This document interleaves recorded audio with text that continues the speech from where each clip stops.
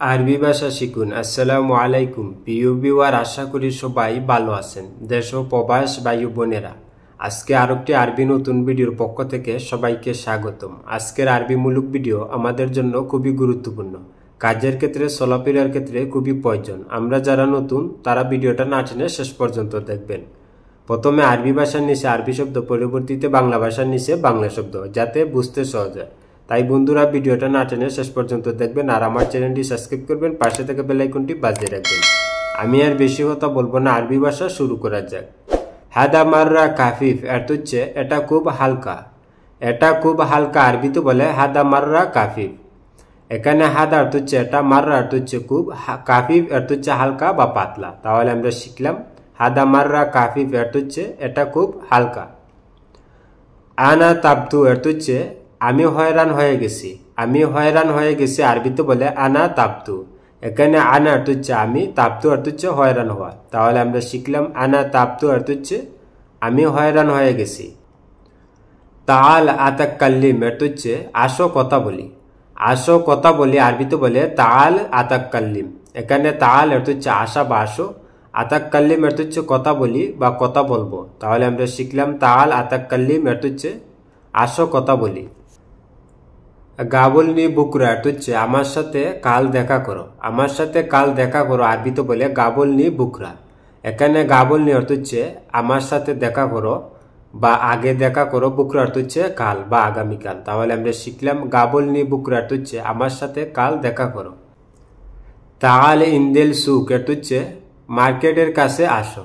মার্কেটের কাছে আসো আরবিতে বলে তাল ইন্দেল সুক। এখানে তাল অর্থ হচ্ছে আসা বা আসুন, ইন্দেল অর্থ হচ্ছে কাছে, সুক অর্থ হচ্ছে মার্কেট বা বাজার। তাহলে আমরা শিখলাম তাল ইন্দেল সুক অর্থ হচ্ছে মার্কেটের কাছে আসো। তাল লাতকুফ অর্থ হচ্ছে আসো ভয় করো না। আসো ভয় করো না আরবিতে বলে তাল লাতকুফ। এখানে তাল অর্থ হচ্ছে আসা বা আসো, লাত অর্থ হচ্ছে না, কুফ অর্থ হচ্ছে ভয় করা। লাতকুফ ভয় করো না বা ভয় পেও না। তাহলে আমরা শিখলাম তাল লাতকুফ অর্থ হচ্ছে আসো ভয় করো না। হুয়া হিজি বাদেন অর্থ হচ্ছে সে পরে আসবে। সে পরে আসবে আরবিতে বলে হুয়া হিজি বাদেন। এখানে হুয়া অর্থ হচ্ছে সে, হিজি অর্থ হচ্ছে আসা বা আসুন, বাদেন অর্থ হচ্ছে পরে। তাহলে আমরা শিখলাম হুয়া হিজি বাদেন অর্থ হচ্ছে সে পরে আসবে। ইনতাহিজি মিন আয়েন অর্থ হচ্ছে তুমি কোথায় থেকে এসেছো। তুমি কোথায় থেকে এসেছো আরবিতে বলে ইনতাহিজি মিন আয়েন। এখানে ইনতা অর্থ হচ্ছে তুমি, হিজি অর্থ হচ্ছে আসা বা এসেছো, মিন অর্থ হচ্ছে থেকে, অয়েন অর্থ হচ্ছে কোথায়, মিন অয়েন কোথায় থেকে। তাহলে আমরা শিখলাম ইনতাহিজি মিন অয়েন অর্থ হচ্ছে তুমি কোথায় থেকে এসেছো। মু দাইমান বাস বাদ আহিয়ান অর্থ হচ্ছে সব সময় না, শুধু মাঝে মধ্যে। সব সময় না, শুধু মাঝে মধ্যে আরবিতে বলে মু দাইমান বাস বাদ আইয়ান। এখানে মু দাইয়ান অর্থ হচ্ছে সব সময় না, বাস অর্থ হচ্ছে শুধু, বাস বাদ আইয়ান অর্থ হচ্ছে শুধু মাঝে মধ্যে। তাহলে আমরা শিখলাম মু দাইমান বাস বাদ আইয়ান অর্থ হচ্ছে সব সময় না, শুধু মাঝে মধ্যে। আরফ হাদা সাব শয় অর্থ হচ্ছে জানি এটা একটু কঠিন। জানি এটা একটু কঠিন আরবিতে বলে আরফ হাদা সাব শয়।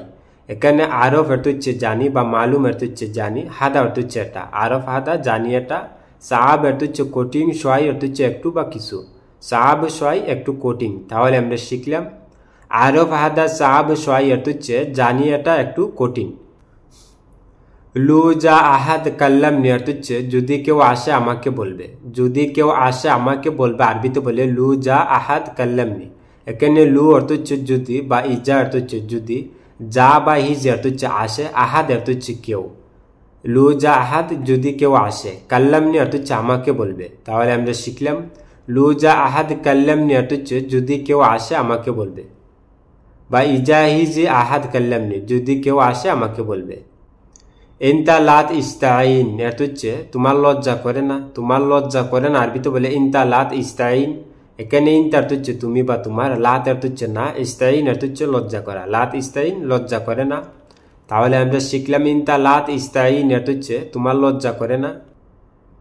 লেশ হুয়া মাইজি অর্থ হচ্ছে সে কেন আসেনি। সে কেন আসেনি আরবিতে বলে লেশ হুয়া মাইজি। এখানে লেশ অর্থ হচ্ছে কেন বা কেন, হুয়া অর্থ হচ্ছে সে, লেশ হুয়া সে কেন, মাই অর্থ হচ্ছে না বা নাই, হিজ অর্থ হচ্ছে আসা বা আসুন, মাইজি আসেনি বা আসে নাই। তাহলে আমরা শিখলাম লেশ ওয়া মা ইজি অর্থ হচ্ছে সে কেন আসেনি বা সে কেন আসে নাই। আনারু মক্তব বাদেন অর্থ হচ্ছে আমি পরে অফিসে যাব। আমি পরে অফিসে যাব আরবিতে বলে আনারু মক্তব বাদেন। এখানে আন অর্থ হচ্ছে আমি, রু অর্থ হচ্ছে যাওয়া বা যাব। আনারু আমি যাব, মক্তব অর্থ হচ্ছে অফিস, বাদেন অর্থ হচ্ছে পরে, মক্তব বাদেন পরে অফিসে। তাহলে আমরা শিখলাম আনারু মক্তব বাদেন অর্থ হচ্ছে আমি পরে অফিসে যাব। ইস্তান্না আনারু মাআক অর্থ হচ্ছে দাঁড়াও আমি তোমার সাথে যাব। দাঁড়াও আমি তোমার সাথে যাব আরবিতে বলে ইস্তান্না আনারু মাক। এখানে ইস্তান্না অর্থ হচ্ছে দাঁড়াও বা ওয়াকফ অর্থ হচ্ছে দাঁড়ানো, আনা অর্থ হচ্ছে আমি, ইস্তান্না আনা দাঁড়াও আমি, রু অর্থ হচ্ছে যাও বা যাব, মাআক অর্থ হচ্ছে তোমার সাথে। তাহলে আমরা শিখলাম ইস্তান্না আনারু মাআক অর্থ হচ্ছে দাঁড়াও আমি তোমার সাথে যাব। ইনতা রু হোনাক অর্থ হচ্ছে তুমি ওখানে যাও। তুমি ওখানে যাও আরবিতে বলে ইনতা রু হোনাক। এখানে ইনতা অর্থ হচ্ছে তুমি, রু অর্থ হচ্ছে যাও বা যাও, ইনতা রু তুমি যাও, হুনাক বা হিনাক অর্থ হচ্ছে ওখানে বা সেখানে। তাহলে আমরা শিখলাম ইনতা রু হোনাক অর্থ হচ্ছে তুমি ওখানে যাও। আনারু বেত অর্থ হচ্ছে আমি বাসা যাচ্ছি। আমি বাসা যাচ্ছি আরবিতে বলে আনারু বেত। এখানে আনা অর্থ হচ্ছে আমি, রু অর্থ হচ্ছে যাওয়া বা যাচ্ছি, বেত অর্থ হচ্ছে বাড়ি বা বাসা। তাহলে আমরা শিখলাম আনারু বেত অর্থ হচ্ছে আমি বাসা যাচ্ছি বা আমি বাড়িতে যাব। ইনতারু মাহুম অর্থ হচ্ছে তুমি তাদের সাথে যাও। তুমি তাদের সাথে যাও আরবিতে বলে ইনতারু মাহুম। এখানে ইনতা অর্থ হচ্ছে তুমি, রু অর্থ হচ্ছে যাও বা যাও, ইনতারু তুমি যাও, মাহুম অর্থ হচ্ছে তাদের সাথে, মা অর্থ হচ্ছে সাথে, হুম অর্থ হচ্ছে তারা, মাহুম তারার সাথে বা তাদের সাথে। তাহলে আমরা শিখলাম ইনতারু মাহুম অর্থ হচ্ছে তুমি তাদের সাথে যাও। ইনতা লাতুরু হুনাক অর্থ হচ্ছে তুমি ওখানে যেও না। তুমি ওখানে যেও না আরবিতে বলে ইনতা লাতুরু হুনাক। এখানে ইনতা অর্থ হচ্ছে তুমি, লাত অর্থ হচ্ছে না, ইনতা লাত অর্থ হচ্ছে না, রু অর্থ হচ্ছে যাও বা যাও, লাতুরু যেও না, হুনাক অর্থ হচ্ছে ওখানে। তাহলে আমরা শিখলাম ইনতা লাতুরু হুনাক অর্থ হচ্ছে তুমি ওখানে যেও না। আনারু লাহালু অর্থ হচ্ছে আমি একা যাচ্ছি। আমি একা যাচ্ছি আরবিতে বলে আনারু লাহালু। এখানে আনা অর্থ হচ্ছে আমি, রু অর্থ হচ্ছে যাওয়া বা যাচ্ছি, লাহালু অর্থ হচ্ছে একা। তাহলে আমরা শিখলাম আনারু লাহালু অর্থ হচ্ছে আমি একা যাচ্ছি।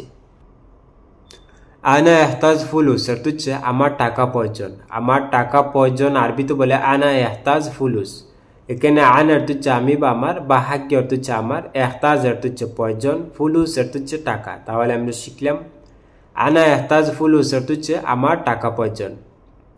আনা আক্কেলতু সামাক ওয়া রুজ অর্থ হচ্ছে আমি ভাত ও মাছ খেয়েছি। আমি ভাত ও মাছ খেয়েছি আরবিতে বলে আনা আক্কেলতু সামাক ওয়া রুজ। এখানে আনা অর্থ হচ্ছে আমি, আক্কেলতু অর্থ হচ্ছে খেয়েছি, আনা আক্কেলতু আমি খেয়েছি, সামাক অর্থ হচ্ছে মাছ, ওয়া অর্থ হচ্ছে এবং বা ও, রুজ অর্থ হচ্ছে ভাত, সামাক ওয়া রুজ অর্থ হচ্ছে ভাত ও মাছ। তাহলে আমরা শিখলাম আনা আক্কেলতু সামাক ওয়া রুজ অর্থ হচ্ছে আমি ভাত ও মাছ খেয়েছি। মাই ইন্দাহু সাইয়েরা অর্থ হচ্ছে তার কাছে গাড়ি নেই। তার কাছে গাড়ি নেই আরবিতে বলে মাই ইন্দাহু সাইয়েরা। এখানে মাই অর্থ হচ্ছে না বা নেই, বা মা অর্থ হচ্ছে নেই, ইন্দাহু অর্থ হচ্ছে তার কাছে, সাইয়েরা অর্থ হচ্ছে গাড়ি। তাহলে আমরা শিখলাম মাই ইন্দাহু সাইয়েরা অর্থ হচ্ছে তার কাছে গাড়ি নেই, বা মা ইন্দাহু সাইয়েরা তার কাছে গাড়ি নেই।